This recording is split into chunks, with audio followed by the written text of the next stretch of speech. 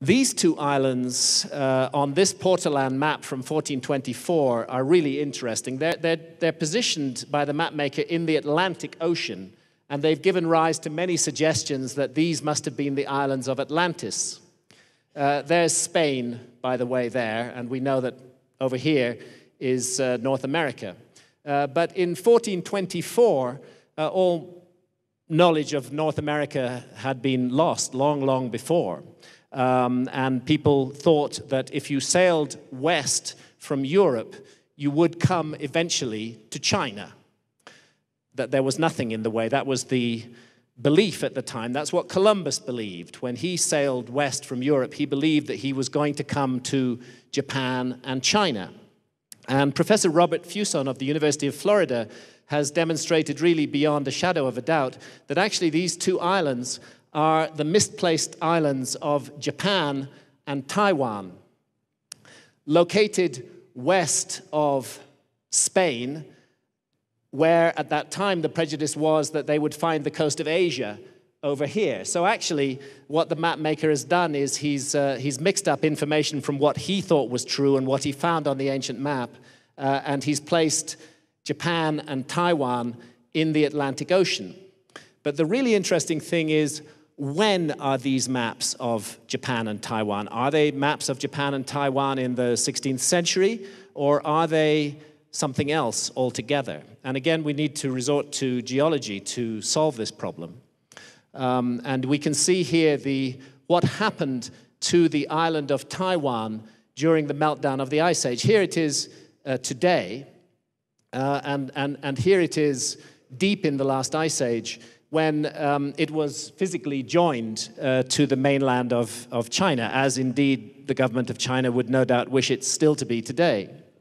And then we gradually see it separating off from the mainland as sea level rises. And 12,400 years ago, we find that a little island, which no longer exists, was placed here between Taiwan and China. So if we look at the map on the Pisagano chart, the map of Antillia, and compare it, we can see that it also has a little island lying to the west of it called Yamana. And if you overlay the two, you can see the similarities quite strong, but particularly the existence of that little island to the west, which is only known to us today because of the latest geological work on sea level rise. What's it doing on a map from the 15th century? The other island, Satanase, is Japan, but not Japan as we know it today. Honshu, Shikoku, and Kyushu are all separate islands today, but during the last Ice Age, they were all one island because sea level was much lower. And what's intriguing on this map of Satanase is that an inlet is depicted exactly where an inlet existed 12,400 years ago, and up here, this bay is also depicted exactly as it existed 12,400 years ago. Another 2,000 or 3,000 years, and that would become the island of Shikoku. But as it's depicted on this map, it's showing us Japan as it looked 12,400 years ago. So here's a general summary of the situation in East Asia during the Ice Age, the greatly extended coastlines, and we've been through the story of Taiwan. So that's why Santha and I were really intrigued when we were approached by people in Taiwan who told us that they'd discovered a huge structure underwater between Taiwan and China in exactly the area where that lost island once existed. And this is the diver who found it, Steve Shea. We went out and joined him on a series of dives on this enormous underwater wall, complete with battlements that lies beneath the sea between Taiwan and China, with a curious patio in front of it. And when you get up close, you can rule out any possibility that we're dealing with some kind of freak of nature here, because you can actually see the construction blocks that were used to put this wall together, very, very finely fitted together. So quite a mystery.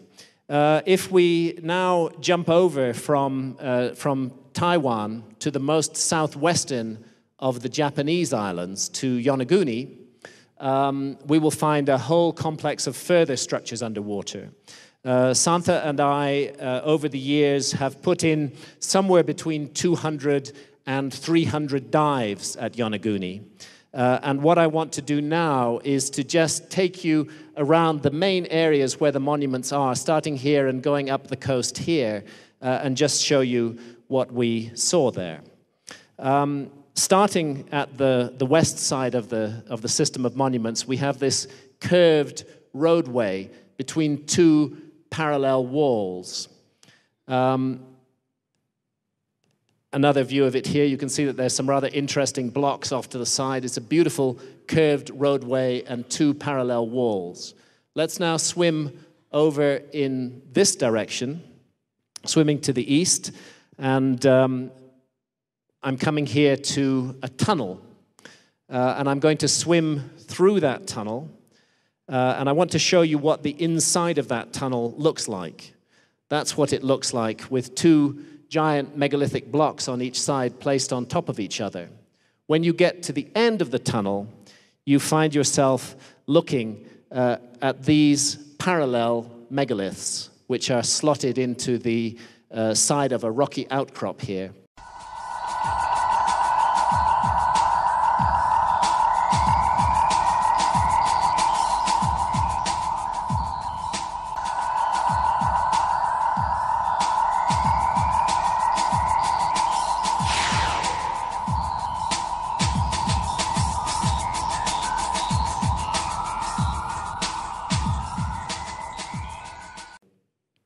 And if you were to believe the geologists who can't dive and who've never been to Yonaguni, you would be asked to believe that these had fallen from a cliff above perfectly into position there.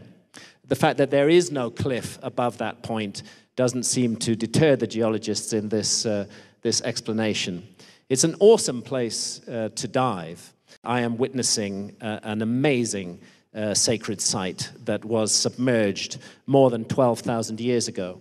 Now here we have a huge rocky outcrop running away from these two parallel blocks, and I want to bring you round here to the most famous parts of Yonaguni, which is the terraced step pyramid-like area, which faces due south. And you can see that there are very regular angles and cuts into this. It is cut out of solid rock, much in the way that the Great Sphinx is cut out of solid rock. And again, the archaeological community is virtually unanimous in saying, no nonsense, this is just a natural feature. This couldn't possibly have been made by human beings. There was no culture in Japan 12,000 plus years ago that was capable of making something on this scale. Again and again, when I hear people saying this, there are people either who are very poor divers, who've put in 1 or 2 dives at Yonaguni, or they're people who've never dived there at all. Anybody who really works extensively on these sites begins to get a different opinion. So the theory of geologists as to how this could be natural is reasonable in itself. The suggestion is that there are different layers of sedimentary rock here, and some of them are softer and some of them are harder than others.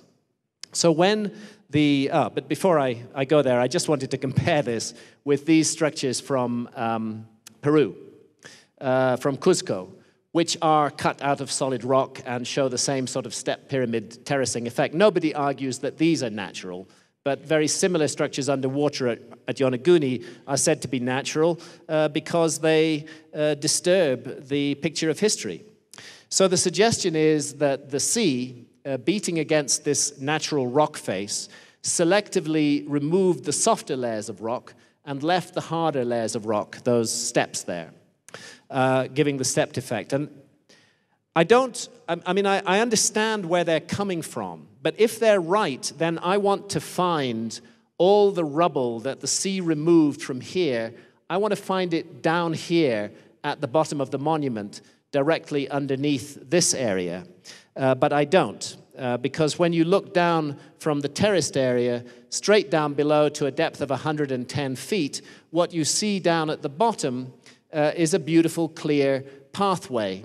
I do not believe that nature was capable of clearing that rubble away, and indeed clearing it to the side, as we can see here, whereas the pathway is left clear and there are, in fact, gutters running alongside the pathway.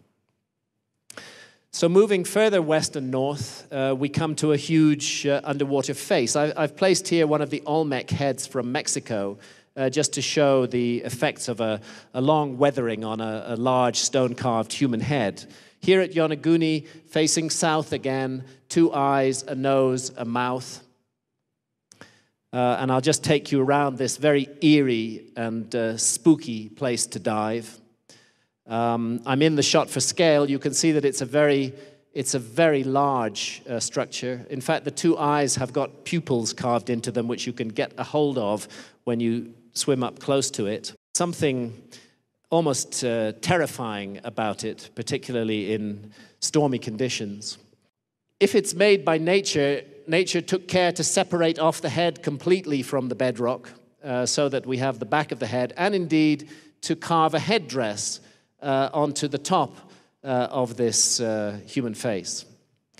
And if we pull back further, we can see that it's set on top of a platform, and back again that the platform itself is part of a large open ceremonial area with another one of those beautiful straight pathways, again with gutters down either side.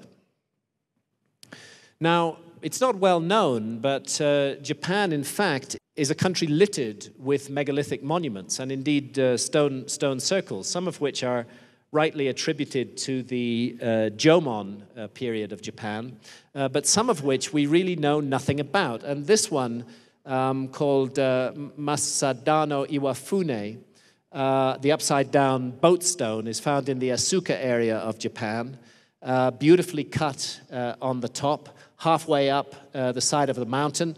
Nobody knows its origin. Nobody knows where it's came from. It's just always been there as far as people can remember. If we go around to the other side of it, we can see the technique that was used to cut this very hard rock.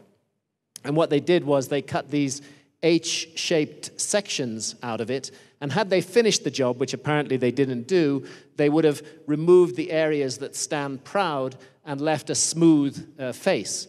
So it's interesting, since we do not know the antiquity of this megalith, that exactly the same technique of stone cutting is found underwater at Yonaguni at a depth which means that it's been underwater for at least 12,500 years. And this, to my mind, suggests we need to reevaluate some of the monuments above water in Japan. Going north from Yonaguni, we come to Okinawa.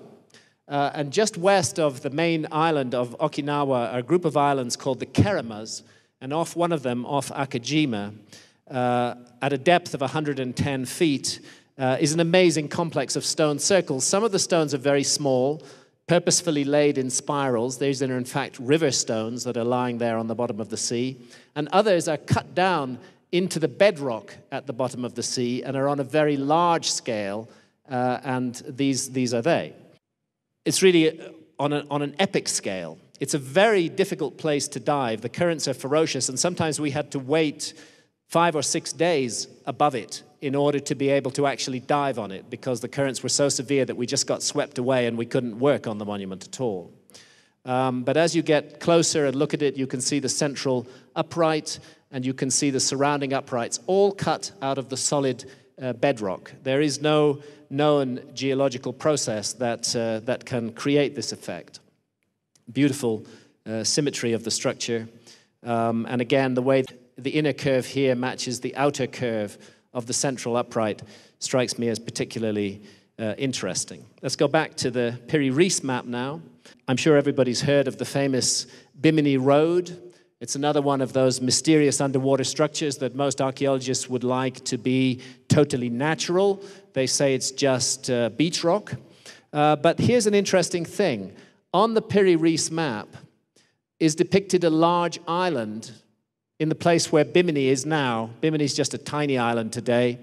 But of course, it was a much larger landmass during the Ice Age.